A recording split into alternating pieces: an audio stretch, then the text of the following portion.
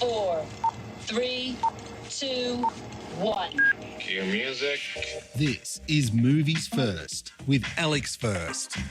Based around an oppressive piece of US legislation which remains on the statute books, Blue Bayou is a harrowing tale of racism and disadvantage.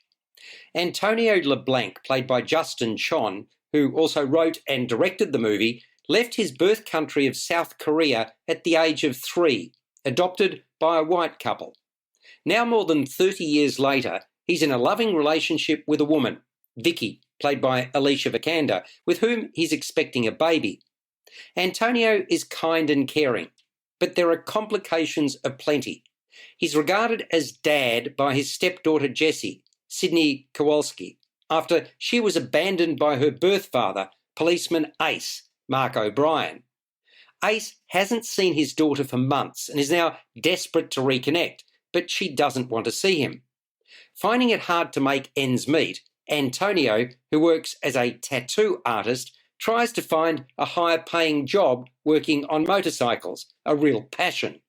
Only a couple of criminal convictions in his youth for stealing motorbikes holds him back from landing one.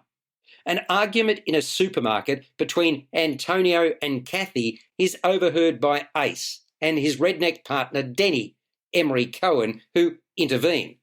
The consequences for Antonio, which are played out through the rest of the film, are catastrophic. Meanwhile, Antonio retains visions of his birth mother. Another narrative element concerns a Vietnamese woman, Park Nguyen, played by Linh Dan Palm, who Antonio and Jessie meet in the hospital when Kathy is having an ultrasound. Nguyen pops up again some way into the picture and becomes an enduring force. Movies First with Alex First.